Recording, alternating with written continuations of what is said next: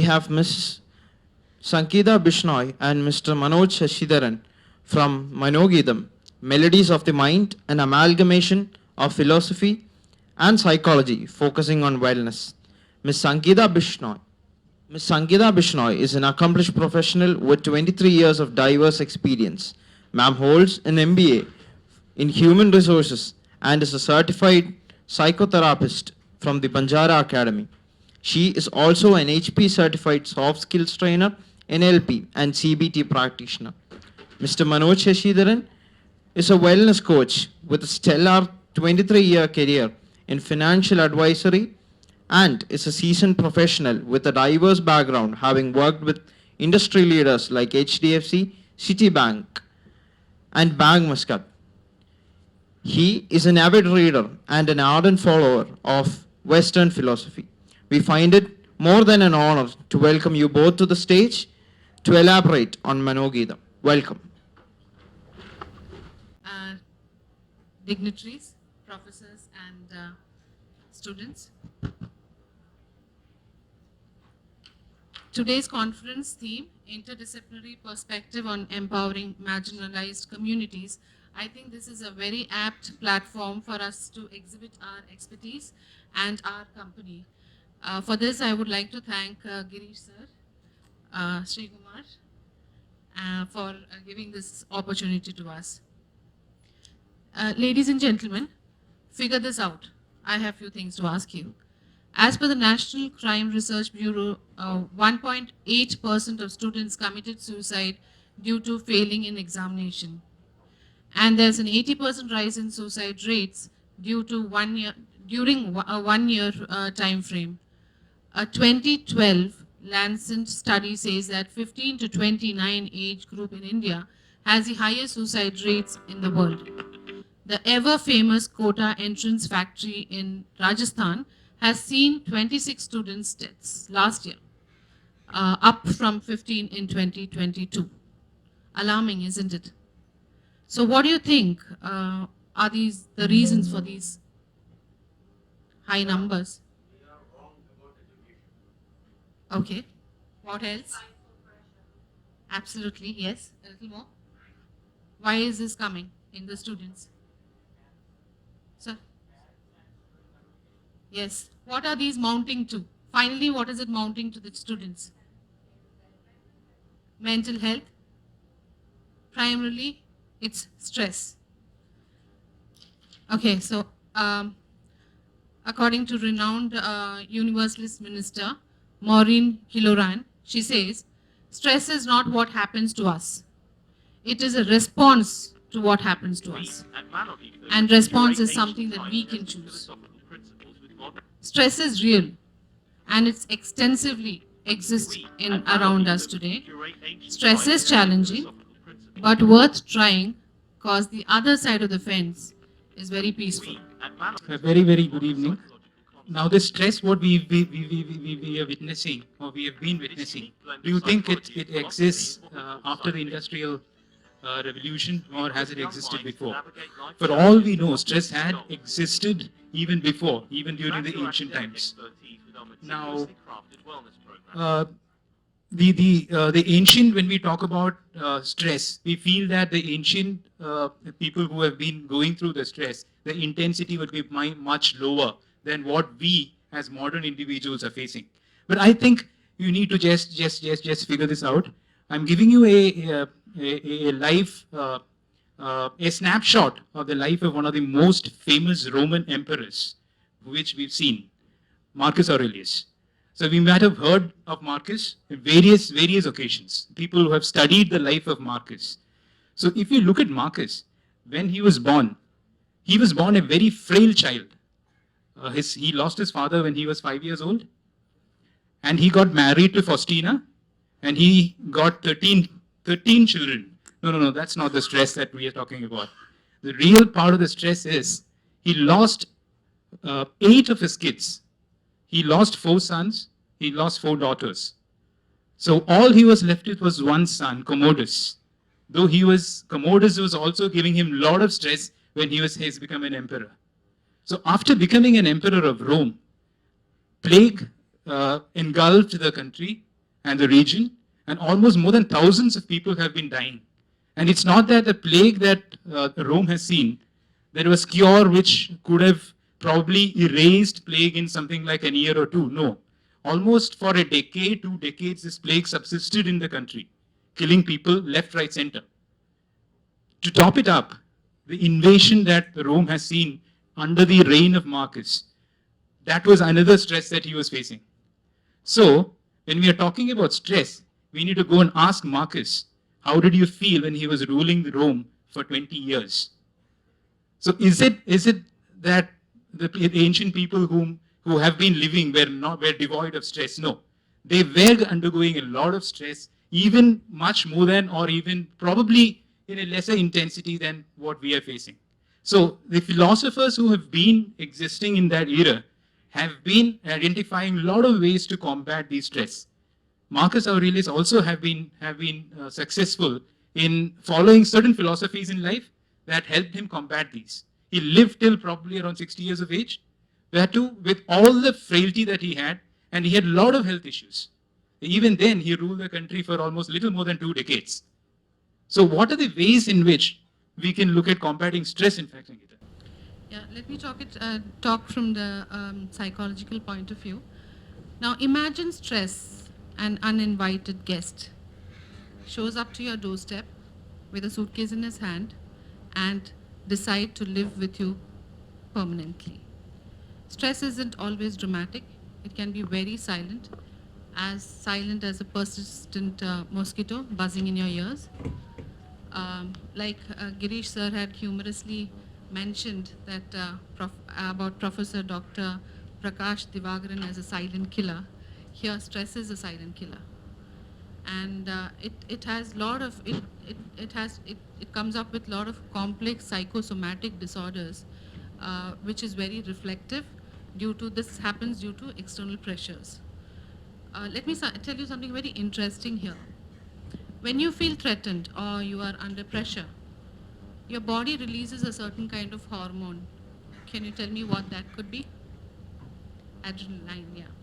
So what happens here is, it is often referred to as your fight or flight hormone. Okay.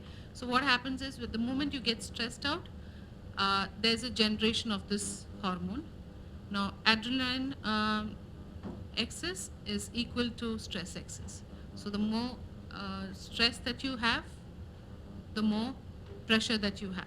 So that gets into various kind of, to various levels. That is, it starts with stress, then goes on to anxiety, then goes on to depression, which definitely needs medical help. Now, this adrenaline it produces. Why does it produce in your body? It actually boosts your body to act swiftly. So the more it produces, the more adrenaline is created in your body, and it creates more stress. As I said, it creates more stress in your body with negative impact. It creates a negative impact in you, wherein there is a change in your mood, mind, and even in your relationships. Now, there are numerous reasons why these stress strikes us. Now, I would want you to picture yourself as stress as a seed implanted in your childhood. That is, it starts at a very young age, early age in your life. So what happens is here, that any mild and traumatic experiences that comes up to you in your young age, it can trigger stress at a very lower level, and then it starts increasing. So if we don't address it at that point in time, the moment it triggers to you, you keep quiet and you do not work on it, it piles up, and one fine day it will burst as a volcano. And that is when we end up with depression. It can affect us emotionally, physically, and behaviorally. Now, when I talk about emotional indicators, it is in the form of irritability, anxiety, or overwhelming emotions. Now, physical exhibitions, you'll develop headache. These are the symptoms that you understand, okay, this is going beyond limits. You develop gastrointestinal issues, cardiovascular issues. Now, behaviorally, you feel very socially disconnected. The people who have been very interactive become suddenly silent, would like to be in close quarters, and losing, interest in various activities. Now, coming to students, okay. Now, as I was mentioning earlier, that stress happens in children, and there are a lot of suicide cases happening in colleges. So, what happens to them? They go through a lot of academic pressures, peer pressure. They have fear in the kind of career they need to choose, dysfunctional family dynamics, job stress. They have socio-economic issues also, because they are people coming from different walks of life. So people who are not financially good, they try to equate themselves with the other people who are. So there's a lot of stress that comes on that way too. Again, the recouping ability differs from person to person in children, and it totally depends on their personal ability. Like, I would be quite able to take out my stress, but some would not know how to do that. And definitely external assistance like your parents, or going to a counselor, or speaking to your friends, or speaking to your teacher, anything of that sort also will help. Definitely. But if you look at taking you back probably to the age where the Roman philosophers were actually interacting with the students. I mean, just like us, you have in ancient Greece and Rome, you have philosophers who were taking classes. I mean, it is more like interactive sessions. You have questions, you have answers, and it's a discussion which is happening between the philosophers and the students. So there were a lot of schools which have opened up in ancient Greece and ancient Rome. Initially, how philosophy have evolved is you look at philosophy as a way of convincing people. Because if you look at the ancient civilizations, what we normally see is one which comes out of Greece and maybe one which comes out of the Middle East. So if you look at these two civilizations, you never see a philosopher evolving out of the Middle East. But you have a lot of philosophers which have evolved out of Greece. Now, there is a reason for it, because most of the Greece, as an empire, if you look at it, are more democratic. You can have people voice their opinion, and the emperors can listen to them. But in the Middle East, it's more like an autocratic. So the ruler decides, and then the people follow. But in Greece, you need to have a special power to convince people to do the things what the country wants or the ruler wants. So you need to have special oratory skills. You need to have those, rhetorics. So the philosophy mostly evolved by a way of how to convince people. So you're mostly concerned with logic. You're mostly concerned with how to convince people. That's it. So it was probably maybe Socrates who would have got ethics inbuilt into philosophy. So when he says, when Socrates says it's not just living, it's about living rightly or righteously is what one has to work on. That's where an element of ethics has come in. So Socrates is somebody who has planted the seed of ethics in what we call philosophy. I mean, that has evolved and converted into a lot of schools which have started and started rising in Greece and Rome. Take any school for that matter. The Plato's and the Aristotle schools were mostly concerned with logic. But if you look at the schools which came in later, like Stoic schools, Epicureanism, or probably Cynicism, these are some of the schools where we have the concept of how to live happily. That's in Greece it's called eudaimonia. So you have how to live happily is what all these philosophers have been telling the students or probably educating them. So this is what has made philosophy a way or an approach to combat your stress in your life. So when probably Marcus Aurelius says that it's not what the thing that bothers you, it's about the judgment of how you judge particularly a thing that hits you or an impression. That has actually led its way for a lot of the psychological steps, which probably Sangeetha even does right now, probably something like a CBT. That evolved out of something from a philosophical school of thought, which says if an impression, you get an impression and you react to it, it's not what actually the impression that you see that generates the behavior, it's actually your thought process. So if somebody shouts at you, it's not he who is irritating you. It's actually your thought about what he is doing to you is what irritates you. So probably if you look at stress or combating stress, and these are some things which actually came out from the old philosophical schools, which actually helps you manage the stress. So why not look at those philosophical thoughts as something where we can build in right now to combat the stress that we can talk about? Yeah.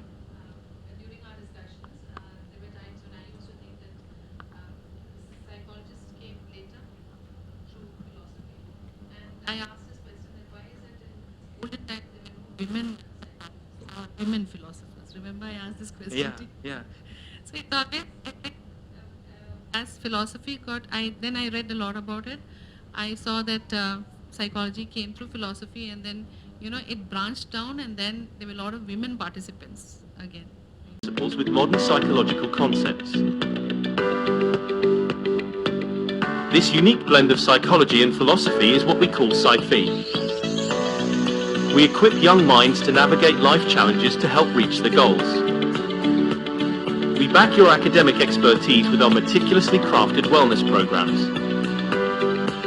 And together, we complete the jigsaw. Here are some of our curated programs for you. 1-day wisdom immersion workshop, 3-day executive development retreat, individual counseling sessions. We celebrate your success as ours. Shake hands with us and explore the synergy with Manogeetham, melody of the mind. So that's it. Thank you very much. Quotes. We are what we repeatedly do. Excellence, then, is not an act but a habit. Thank you, Manoj sir and Sangeetha ma'am, for your very informative and insightful presentation, unveiling the nexus between psychological wellness and philosophical inspirations. Thank you for showing us a reverie into the way of life.